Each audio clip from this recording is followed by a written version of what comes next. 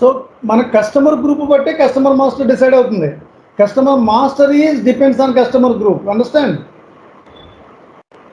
Okay sir. Yes, sir. So SPRO IMG additional information డిస్ప్లేకి IMG activity. So మనం financial అకౌంటింగ్లో accounts receivable and accounts పేబుల్లో customer అకౌంట్స్లో master డేటాలో ప్రిపరేషన్స్లో కస్టమర్ స్క్రీన్ లేఅవుట్. ఇక్కడ చూడండి, నేను కస్టమర్ గ్రూప్ చేశాను. మన కస్టమర్ గ్రూప్ ఏంటండి? మన క్లయింట్ ఏంటి? బ్రిటిష్ పెట్రోలియం కదా. Yes sir.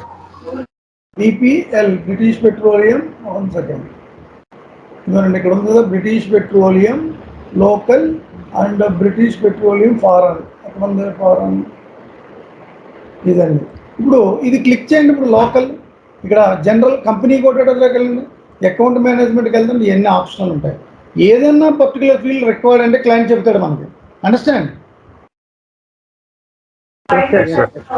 Field status group అంటారు. ఓకే, ఫీల్డ్ స్టేటస్ గ్రూప్ అంటారు. సో నేను ఇది కన్ఫిగరేషన్ అయిపోయాక నేను మాస్టర్ డేటా చూపెడతాను, అప్పుడు అర్థమవుద్ది. No define industry. What is the industry అండి? మన ఇండస్ట్రీ ఏంటి? Petroleum and chemical. సో నేను ఒక 2 digits తీసుకోవచ్చు. నేను B9 తీసుకున్నాను. B9 British Petroleum chemicals industry. Chemicals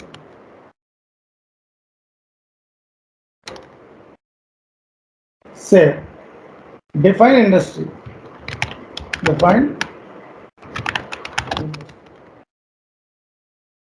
Save. Control C, Control V.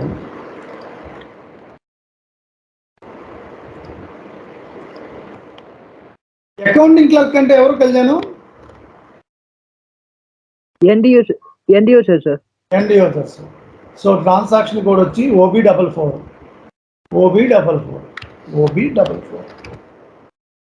S4 HANAకి ఈ పాయింట్లో ఏమీ చేంజ్ రాలేదండి. ECC to S4 HANA. Fine. So now define accounting clerk.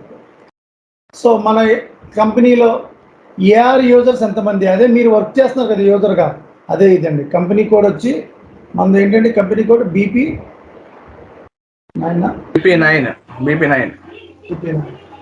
So ఇద్దరు యూజర్స్ ఉన్నారనుకో మనకు. ఎగ్జాంపుల్ నేను చెప్తున్నాను. BP9.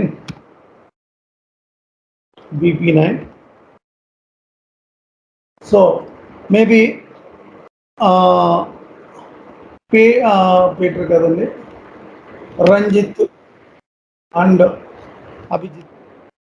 రంజిత్ ఇది senior AR user and Abhijit junior AR user.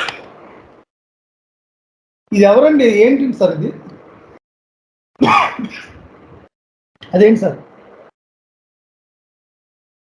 Particular client name ఉంచుతామా సార్ అక్కడ? Office user basis consultant user యొక్క ID అండి. ఇది యూజర్ ఐడి. ఆఫీస్ యూజర్ ఈ బేసిస్ కన్సల్టెంట్ ఈ రంజిత్ అండ్ అభిజిత్ యొక్క ఇక్కడ యూజర్ ఐడి ఇవ్వాలండి. అండర్స్టాండ్?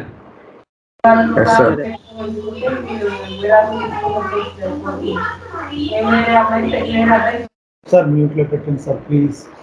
ఏంటి సార్ డోర్స్ వేసుకోండి sir, kindly request. Recording disturbance అవుతుందా? ఓకే. మరి ఇక్కడ నేను ఎందుకు ఇవ్వట్లేదండి శేఖర్ గారు? రైట్ నో బేసిస్ కన్సల్టెంట్ లేడు, ఎవరు యూజర్స్ లేరు. కరెక్ట్? అందుకే మనం ఇవ్వట్లేదండి ఇక్కడ ఆప్షనల్. ఈ పాయింట్ అర్థమైందండి ఇక్కడ? సేవ్ చేస్తున్నామండి.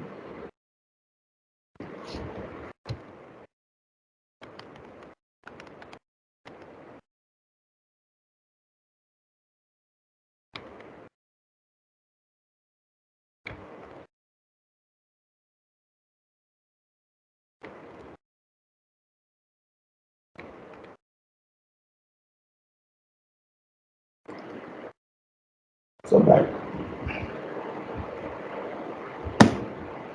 Fine. So now మరి ఇది ఓన్లీ ఎక్కడ ఉంటుందండి? ఇది ఏ సిస్టంలో ఉంటుంది? ECC. మరి ఇది ECCలో ఉంటుంది. ఇది ఓన్లీ ఇప్పుడు నేను చెప్పబోయేది ఏంటండి? S4 HANA సిస్టంలో. ఏంటండి? Customer is business partner. Customer is business partner. ఈసీసీలో కూడా మీకు బిజినెస్ పార్ట్నర్ కన్ఫిగరేషన్ ఉంటుంది, కానీ అక్కడ చేయమండి, అక్కడ అప్లిబుల్ కలర్, ఇక్కడే వర్క్ అవుతుందండి. అది కస్టమర్ ఈజ్ బిజినెస్ పార్ట్నర్. మనకి బిజినెస్ పార్ట్నర్ ఎన్ని టైప్లు అండి? 2 types. Category and roles.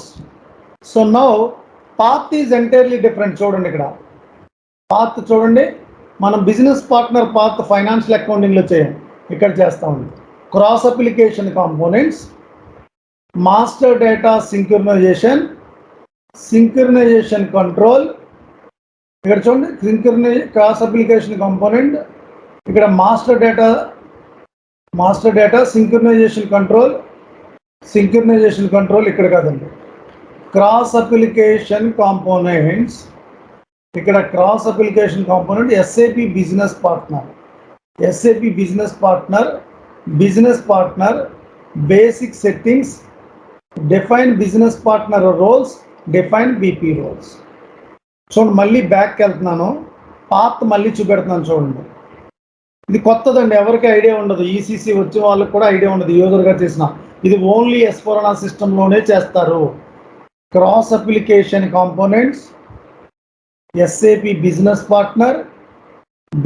Partner basic settings, business partner roles, define BP roles. Double click, ఈ స్క్రీన్ వస్తుందండి.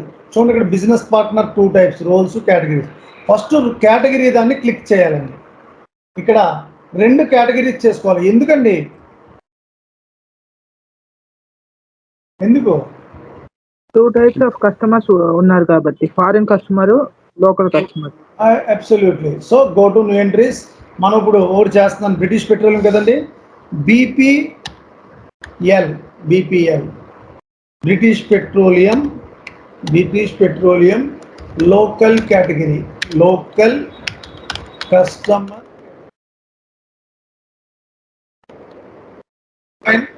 సేమ్ డిస్క్రిప్షన్ రాసుకుంటారు. డిఫరెన్షియేషన్ టైప్ మనం ఇక్కడ జనరల్ డేటా ఇవ్వాలండి. జనరల్ డేటా ఇక్కడ business partner is the person, organization, group, then save. Already warning message చెప్తుంది, enter చేస్తున్నాను. ఇప్పుడు ట్రాన్స్పోర్ట్ రిక్వెస్ట్ నెంబర్ అడుగుతున్నాను. మనం ఇక్కడ ఏం చేయాలి తెలుసండి? Define business partner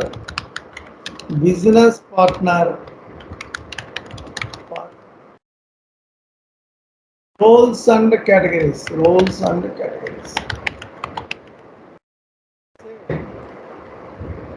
Control C, Control V.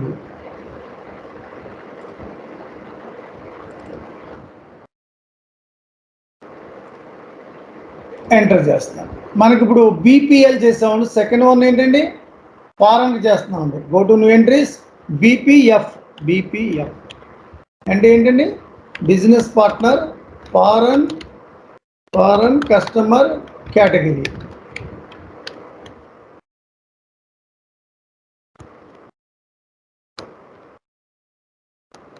So differentiation type ఇక్కడ జనరల్ డేటా ఇస్తామండి. Fine person, organization, group, save, warning message, enter. అన్ని దీంట్లోనే సేవ్ అయిపోతాయి. Understand it this point. మీరు ఎన్నిసార్లు ఎన్ని కేటగిరీలు చేసినా ఒకటే ట్రాన్స్పోర్ట్ రిక్వెస్ట్ నెంబర్లో సేవ్ అవుతుంది. ఈ పాయింట్ అర్థమైంది కదా అందరికీ? అర్థమైందండి? ఏమన్నా మాట్లాడుతూ అర్థమైందో లేదో? హరిగారు అర్థమైందా? అర్థమైంది సార్. సో నౌ కేటగిరీ చేశాను, బిజినెస్ పార్ట్నర్ బ్యాక్ వస్తున్నాను. ఇప్పుడు BPF చేసాం. ఫైన్.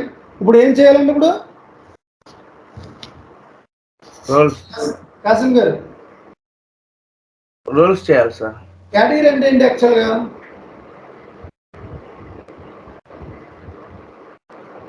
ఏమండి మరి అర్థం మనం ఏదైనా చేస్తాం. గ్రూపా, బిజినెస్ పార్ట్నర్ గ్రూపా, లేకపోతే ఆర్గనైజేషనా అనేది చేసేదాన్ని కేటగిరీ అండి. బిజినెస్ పార్ట్నర్ అంటే ఒక పర్సనా, ఒక ఆర్గనైజేషన్ పర్సన్ అంటే like Veera, like Shyam, Ram, Kasim, Kalyan. Business partner is the organisation, IBM, Accenture. Business partner is the group. Group అంటే రిలయన్స్, బజాజ్ అలా. అండర్స్టాండ్? రోల్ అంటే కళ్యాణ్. రోల్స్ అంటే వాట్ ఆర్ ద వర్క్ అలాట్మెంట్స్ సార్? ఆ category, particular category foreign customer వాళ్ళకి ఏంటనే రోల్స్ అనేది మనం అసైన్ చేయాలి సార్. ఆ రకంగా అదే రోల్ అంటారండి. ఒక పర్సన్ ఏం చెయ్యాలి అదే రోల్ కదా. సో మనం ఇక్కడ రోల్స్ అనే బటన్ డబుల్ క్లిక్ చేయాలి. కేటగిరీ అయిపోయింది, ఇప్పుడు రోల్స్ని క్లిక్ చేయాలి. మనం ఎన్ని చేయాలి రోల్స్ అండి? 2 కేటగిరీలు చేస్తాం, 2 రోల్స్ చేస్తాం. 3 కేటగిరీలు ఉంటే 3 చేసుకోవాలి. Go to new entries. మనం ఇప్పుడు బ్రిటిష్ పెట్రోలియం BP1 చేస్తాం. British Petroleum local customer role. Control-C, Control-V. మరి BP రోల్ కేటగిరీ చేసాం కదండి. ఏంటంటే కేటగిరీ BPL చేసాం కదా కేటగిరీ, ఇప్పుడే చేసాం మనం. BPL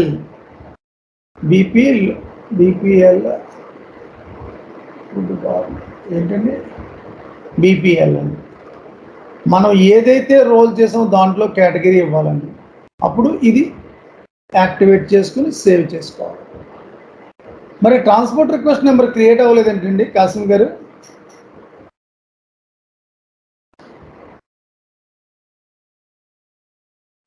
అండి ఐడియా లేదు సార్. ఆల్రెడీ చేసేసాం. అన్నీ దాంట్లోనే సేవ్ అవుతాయి. ఈ BP లెవెల్ రోల్స్ కేటగిరీ అనేది టేబుల్ లెవెల్లో సేవ్ అవుతుంది. ఒకే టేబుల్ ఉంటుంది. అన్ని కన్ఫిగరేషన్ అంతా ఒకే ట్రాన్స్పోర్ట్ రిక్వెస్ట్ నెంబర్లో సేవ్ అవుతుంది. సో BP రోల్ ఇక్కడ రాసుకోండి, మర్చిపోవద్దు.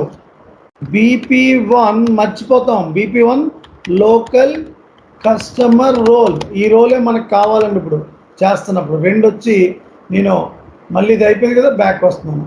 మళ్ళీ again go to new entries. BP2 ఏంటంటే BP2 ఏంటి? British Petroleum foreign customer role. Control-C, Control-V. Category చేసాం కదా, ఏంటంటే అది British Petroleum BPF. Foreign category చేసాం కదా BPF.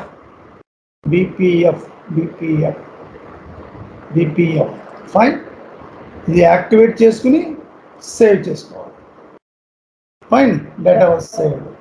అది ఎందుకు యాక్టివేట్ చేస్తాం సార్? దానివల్ల ఎఫెక్ట్ ఏముంటుంది సార్? ఏంటండి?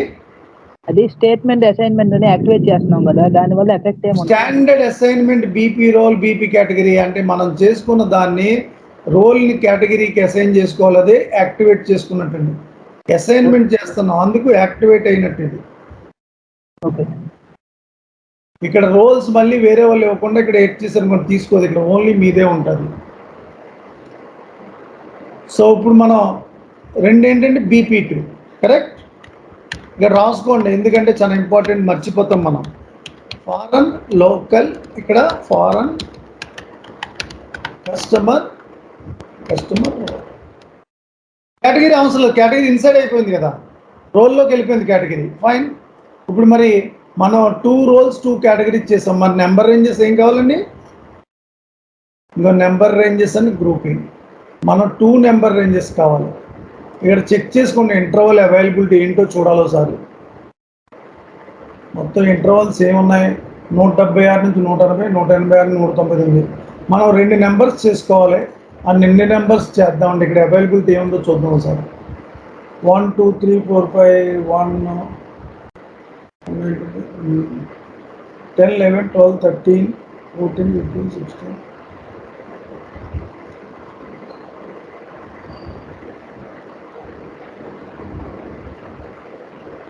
73తో 74 లేదు, 74 ఒకటి, 76 ఒకటి లేదు. చూసుకోండి ఇక్కడ 74 76 లేదు.